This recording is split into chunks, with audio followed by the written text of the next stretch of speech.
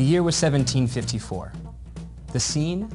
A Fleet Street coffee house in London, where a bowl, tastefully set in the middle of a table, read, "To ensure promptitude," TIP. Thus, the English word tip was born. The date and location of the story are actually important. In many ways, the modern practice of tipping started in the Industrial Revolution, which began in England around this time. As the aristocracy made more money in the productivity boom, they were more likely to dine out, stay in hotels, travel on trains, and come into contact with poorer people who were serving them.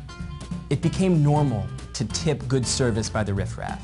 And so tipping trickled downward, from the 1% to the 99. In the last 100 years, though, Europe has slowly moved away from tipping, with laws that force restaurants to pay waiters higher wages. In the US, by comparison, tipping has become more and more mainstream. Some states only require restaurants to pay $2 minimum wages, expecting the rest to be made up by our generosity. Each year, Americans spend $40 billion on tips. That's more than we spend on foreign aid and more than we spend on gambling. And like gambling, it's not entirely clear that tipping makes any sense in the first place. There's absurdly little evidence that tipping makes people better at their jobs. The vast majority of people don't work for tips, and they seem to be doing just fine. It might make sense if tipping were performance-based, but it's not. Large party tips tend to be lower, credit card tips tend to be higher. We tip waiters more when they draw little smiley faces on our check or touch us gently on the shoulder. Most of us just tip a certain percent out of habit.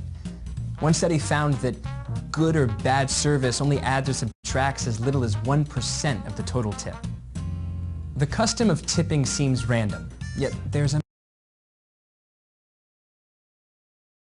method to it. Tipping started amongst the aristocracy, and to this day, we tip when we feel aristocratic.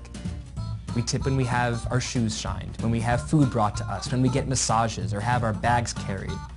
But by tipping the people that make us feel like kings, we ensure that they're paid like paupers.